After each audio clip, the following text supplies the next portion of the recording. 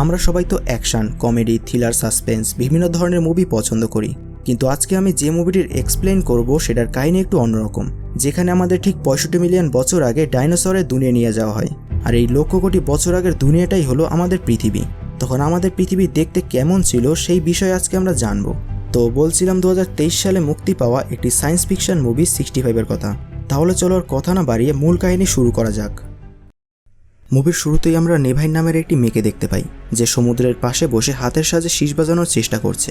অন্যদিকে সমুদ্রের তীরে বসে তার মা বাবা কোনো এক গভীর বিষয় নিয়ে আলোচনা করছে। তাদের কথা শুনে আমরা জানতে পারি যে নেভাইনের বাবা মিলস হচ্ছে একজন মহাকাশচারী, এবং কিছুদিন পরেই সে দীর্ঘ কয়েক বছরের জন্য মহাকাশ অভিযানে যাবে। এই অভিযানে যাওয়ার মূল কারণ ছিল নেভাইনের অসুস্থতা, কারণ সে একটি বিশেষ রোগে ভুগছে আর তার চিকিৎসার জন্য প্রচুর টাকার প্রয়োজন। আর সেই টাকার জন্যই মিলস এই কঠিন মিশনে যেতে রাজি হয়েছে। তখন যাওয়ার আগে মিলস নেভাইনকে শীষ বাজানো শিখিয়ে দেয় এবং তাকে অনেক আদর ও ভালোবাসা দিয়ে বিদায় জানায়। এরপর সিন পাল্টালে আমরা মহাকাশে একটি বিশাল মহাকাশযান দেখতে পাই। মহাকাশযানটি তখন অটো পাইলট মোডে চলছিল, কিন্তু হঠাৎ সেটি একটি বিশাল উল্কার ঝড়ের মধ্যে পড়ে। ফলে বিপদের সংকেত হিসেবে মহাকাশযানের অ্যালার্ম বেজে ওঠে। আর এই মহাকাশযানে করেই মিলস তার মিশনে যাচ্ছিল। যখন এই দুর্ঘটনাটি ঘটে তখন মিলস বাদে বাকি যাত্রীরা আধুনিক একটি যন্ত্রের মধ্যে ঘুমাচ্ছিল। আর যেহেতু মিলস এই মহাকাশযানের পাইলট ছিল, তাই অ্যালার্মের শব্দ পেয়ে মিলসের ঘুম ভেঙে যায়। ফলে সে দ্রুত মহাকাশযানটিকে কন্ট্রোলে আনার চেষ্টা করে, কিন্তু তার এত চেষ্টা সত্ত্বেও কোনো লাভ হয় না। তখন এক পর্যায়ে একটি বিশাল উল্কা মহাকাশযানটির মেইন পাওয়ার পয়েন্টে এসে আঘাত করে। ফলে মিলস মহাকাশযানটি থেকে পুরোপুরি নিয়ন্ত্রণ হারিয়ে ফেলে এবং সোজা একটি অজানা গ্রহে গিয়ে প্রচণ্ড বেগে আছড়ে পড়ে। সংঘর্ষের ফলে মহাকাশযানটি ভেঙে টুকরো টুকরো হয়ে যায় এবং গ্রহের বিভিন্ন স্থানে সেই টুকরোগুলো ছড়িয়ে পড়ে। তবে মিলস যে কেবিনে ছিল সেটি একটি জলাভূমির ভিতরে এসে পড়ায় সে কোনো রকমে বেঁচে যায়। কিছুক্ষণ কাটার পর মিলসের জ্ঞান ফিরে আসে। তখন সে দেখে সেই দুর্ঘটনার ফলে তার পেটের ভিতরে একটি লোহার টুকরো ঢুকে গেছে। প্রচণ্ড যন্ত্রণা হওয়া সত্ত্বেও সেই টুকরোগুলো শরীর থেকে বের করে ফেলে আর একটি স্প্রে দিয়ে কাটা অংশটা স্প্রে করে দেয়। ফলে সেখান থেকে রক্ত বের হওয়া বন্ধ হয়ে যায়। এরপর সে একটি এয়ারটাইট স্যুট পরে বাইরে বেরিয়ে আসে। তখন বাইরে বেরিয়ে সে অবাক হয়ে লক্ষ্য করে যে এই অজানা গ্রহটি অনেকটা তাদের নিজেদের গ্রহের মতোই। এখানে গাছপালা সহ সবকিছুই রয়েছে। কিন্তু পরক্ষণে সে দেখতে পায় তার যে সহকর্মী যাত্রীরা ছিল তারা সবাই মৃত অবস্থায় চারিদিকে ছড়িয়ে ছিটিয়ে পড়ে আছে। কিছুক্ষণ ধরে সবকিছু চেক করার পর সে বুঝতে পারে যে এই গ্রহের বায়ুমণ্ডলে অক্সিজেন রয়েছে, তাই সে হেলমেট খুলে দেয়। এরপর কিছুক্ষণ কাটার পর সে ভাঙাচোরা কন্ট্রোল প্যানেলের কাছে আসে এবং রেডিওর মাধ্যমে একটি SOS সিগন্যাল পাঠানোর চেষ্টা করে। অনেকক্ষণ চেষ্টা করার পর সেই মেসেজটি রেকর্ড করতে সক্ষম হয়। সেই মেসেজে বলে, আমাদের মিশনটিতে যাওয়ার সময় আমরা একটি দুর্ঘটনার কবলে পড়ি, ফলে আমরা এক অজানা গ্রহতে আছড়ে পড়েছি। এখানকার বাতাসে অক্সিজেন আছে, কিন্তু আমার সাথে থাকা বাকি সব সদস্যরা মারা গেছে, শুধু আমি একাই এখানে বেঁচে আছি। এরপর সে SOS বার্তাটি পাঠাতে যায়, কিন্তু দুর্ভাগ্যবশত সেটি সেন্ড হয় না। তখন চরম হতাশায় মিলস তার মেয়ের সঙ্গে কাটানো পুরোনো দিনের স্মৃতির ভিডিওগুলো দেখতে থাকে। সেগুলো দেখতে দেখতে তার মনে হচ্ছিল সে হয়তো আর কোনোদিনও তার পরিবারের কাছে ফিরে যেতে পারবে না। কিন্তু এত সব হওয়ার পরও সে হার মানে না এবং বেঁচে থাকার পথ খুঁজতে জঙ্গলের আশেপাশে ঘুরে দেখতে শুরু করে। ঠিক তখনই সে একজন ক্রু মেম্বারের বেঁচে থাকার সিগন্যাল পায়। ফলে সে তাড়াতাড়ি করে সেই লোকেশনে যায় আর মিলস সেখানে যেতেই একটি বাচ্চা মেয়েকে খুঁজে পায়।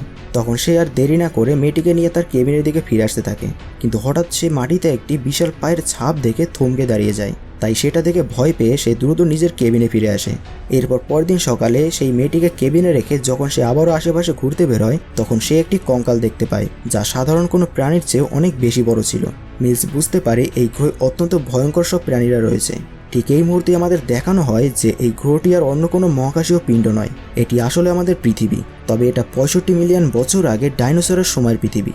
তখন বিপদ টের পেয়ে মিলস আরও সাবধান হয়ে যায় আর তার কাছে থাকা উন্নত মানের স্ক্যানারটির মাধ্যমে মহাকাশযানের বাকি অংশগুলো খুঁজতে শুরু করে। তখন হঠাৎ স্ক্যানারে একটি সিগন্যাল ধরা পড়ে। সে দেখতে পায় সামনের উঁচু পাহাড়ের উপরে তাদের মহাকাশযানের বাকি অংশটি পড়ে আছে, যেখানে একটি ছোট্ট ইমার্জেন্সি রকেট ছিল। মিলস বুঝতে পারে এই গ্রহ থেকে বেঁচে ফিরতে হলে তাকে যে কোনো মূল্যে ওই পাহাড়ের কাছে পৌঁছাতে হবে। তখন সে আস্তে আস্তে সেই দিকে এগিয়ে যেতে থাকে, কিন্তু যাওয়ার সময় সে হঠাৎ পাশের ঝোপঝাড়ে কিছু একটা নড়াচড়া করতে দেখে। সে ভেবেছিল হয়তো কোনো বন্য প্রাণী তার উপরে আক্রমণ করতে আসছে, তাই সে সতর্ক হয়ে তার আধুনিক অস্ত্র বের করে। কিন্তু তাকে অবাক করে দিয়ে ঝোপের ভেতর থেকে সেই বাচ্চা মেয়েটি বেরিয়ে আসে। তখন মেয়েটি মিলসকে দেখে ভয় পেয়ে দৌড়ে পালাতে থাকে। ফলে সেও কোনো দেরি না করে মেয়েটির পিছু করতে শুরু করে। এক পর্যায়ে মিলস মেয়েটিকে ধরে ফেলে, কিন্তু জায়গাটি নিরাপদ না হয় সেই মেয়েটিকে আবার মহাকাশযানের ভিতরে নিয়ে আসে। ভিতরে গিয়ে মিলস তাকে অনেক প্রশ্ন করতে থাকে, কিন্তু মেয়েটি প্রচণ্ড ভয় পেয়ে গিয়েছিল। আবার সে মিলসের ভাষায় কথা বলছিল না, বরং সম্পূর্ণ এক ভিন্ন ভাষায় কথা বলছিল, যা মিলস একদমই বুঝতে পারছিল না। তখন কোনো উপায় না পেয়ে সেই মেয়েটির সাথে ছবি আঁকার মাধ্যমে কথা বলার চেষ্টা করে। তখন এইভাবে ছবির মাধ্যমে তাদের মধ্যে পরিচয় হয়। এই বাচ্চা মেয়েটির নাম ছিল কুয়া। মূলত সে তাদের মহাকাশযানেরই একজন ক্রু মেম্বার পরিবারের মেয়ে ছিল, কিন্তু দুর্ভাগ্যবশত মহাকাশযান দুর্ঘটনায় মেয়েটির বাবা মা দুজনেই মারা গেছে। কিন্তু মিলস মেয়েটিকে এখনই তার বাবা মায়ের মৃত্যুর কথা জানায় না। সে তাকে বলে যে ওই দূরের পাহাড়ে তার বাবা মা রয়েছে এবং সেখানে পৌঁছতে পারলে সে তাদের সাথে দেখা করতে পারবে। এরপর সেই পাহাড়ের দিকে তারা দুজনে এগিয়ে যেতে শুরু করে। তারা অনেক ঘন জঙ্গলের মধ্যে দিয়ে হাঁটতে থাকে। কিছুক্ষণ পর দেখা যায় মিলস তার স্ক্যানারের মাধ্যমে সঠিক লোকেশন খুঁজে পাচ্ছিল না। তাই সঠিক লোকেশন খুঁজে পেতে সে একটি বিশাল গাছের উপরে উঠে পড়ে, কিন্তু গাছ থেকে চারপাশ দেখার সময় হঠাৎ উঁচু ডাল থেকে সে মাটি আছড়ে পড়ে। অত উঁচু থেকে পড়ে যাওয়ায় সে শরীরে প্রচণ্ড আঘাত পায়। আর ঠিক সেই মুহূর্তেই তাদের উপর ডাইনোসরের মতো দেখতে কিছু ভয়ানক প্রাণী আক্রমণ করে। তখন তার আত্মরক্ষার জন্য দ্রুত একটি গাছের পেছনে লুকিয়ে পড়ে, কিন্তু ক্ষুধার্ত ডাইনোসরগুলো তাদের পিছু ছাড়ে না এবং একের পর এক আক্রমণ করতে থাকে। মিলস তার হাতে থাকা বন্দুক দিয়ে সেই ডাইনোসরগুলোকে এক এক করে মেরে ফেলতে থাকে। এদিকে সে লড়াইয়ের মধ্যেই ছোট্ট কুয়া ভয় পেয়ে সেখান থেকে পালিয়ে যায়। কুয়া পালাতে পালাতে সমুদ্রের পাশে একটি গাছের আড়ালে এসে লুকিয়ে যায়। সেখান থেকে কুয়া মিলসকে ডাইনোসরদের সাথে লড়তে দেখছিল, কিন্তু সে বুঝতেও পারেনি যে পেছন থেকে আরও অনেকগুলো ছোট ডাইনোসর এসে তাকে ঘিরে ফেলেছে।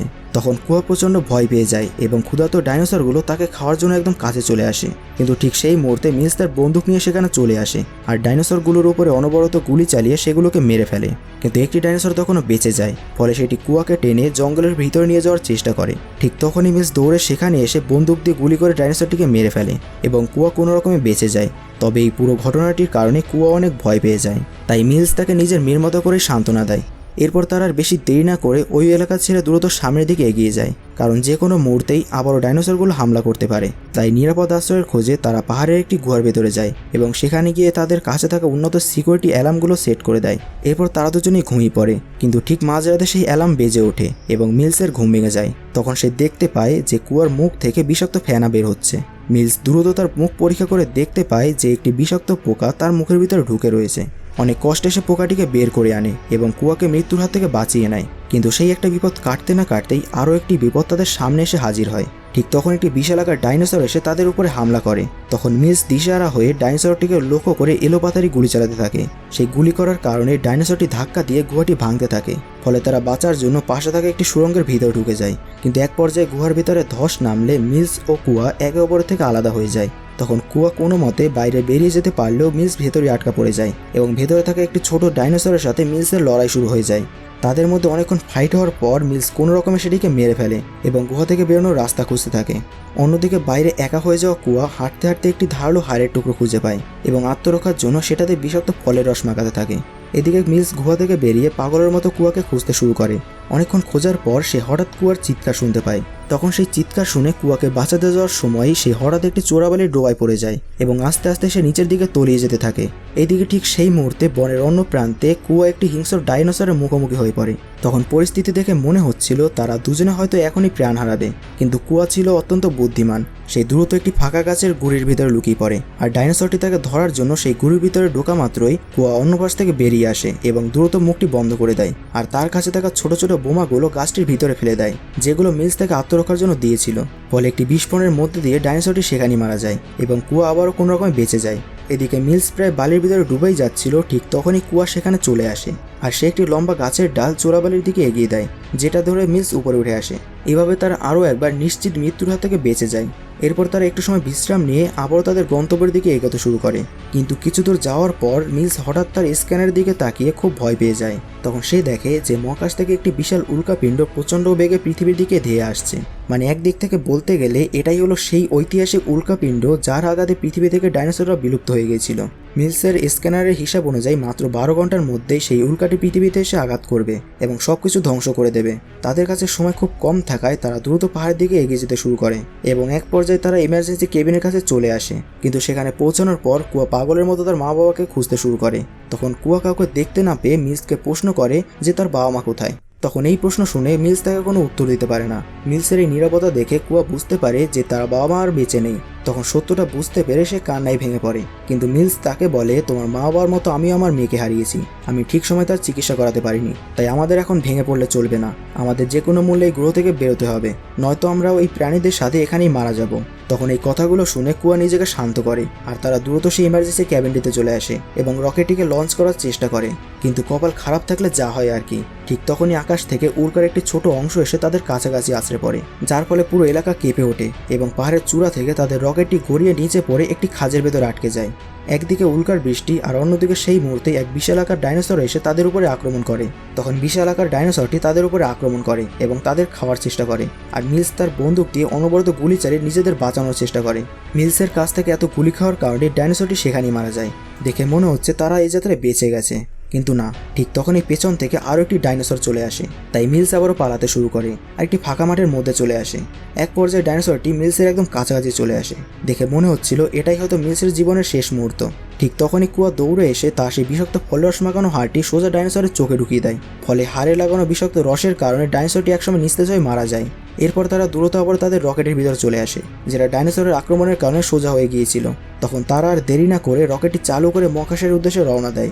এদিকে আমরা দেখতে পাই সেই বিশালাকার উল্কাপিণ্ডটি পৃথিবীর বায়ুমণ্ডল ভেদ করে আগুনের গোলার মতো ধেয়ে আসছে। আর তারা যখন পৃথিবীর বায়ুমণ্ডল ত্যাগ করে মহাকাশের নিরাপদ জায়গায় পৌঁছে যায়, ঠিক তখনই উল্কাটি পৃথিবীর উপরে প্রচণ্ড বেগে আছড়ে পড়ে। ফলে পুরো পৃথিবীতে এক ভয়ানক প্রলয় নেমে আসে এবং আগুনের শিখা সবকিছুকে গ্রাস করতে শুরু করে। এই দৃশ্যটি অত্যন্ত ভয়াবহ ছিল। এইদিকে তারা মহাকাশের নিরাপদ জায়গায় এসে কিছুটা শান্ত হয় এবং তারা নিজেদের গ্রহের দিকে যেতে শুরু করে। অন্যদিকে পৃথিবীতে সে প্রলয়কাণ্ডের শেষে গ্রহটি একসময় আগুনের ধূলিকণায় পরিণত হয় এবং একইভাবে এই রোমাঞ্চকর সায়েন্স ফিকশন অ্যাডভেঞ্চার মুভিটি এখানেই শেষ হয়। তো গাইস, এই ছিল আজকে 65 মুভিটির সম্পূর্ণ এক্সপ্লেনেশন। যদি ভিডিওটি তোমাদের ভালো লেগে থাকে তাহলে একটি লাইক করে চ্যানেলটিকে সাবস্ক্রাইব করে দিও। তাহলে চলো ফিরছি আরও একটি রোমাঞ্চকর মুভির এক্সপ্লেনেশন ভিডিও নিয়ে। ততদিন ভালো থেকো, সুস্থ থেকো। ধন্যবাদ।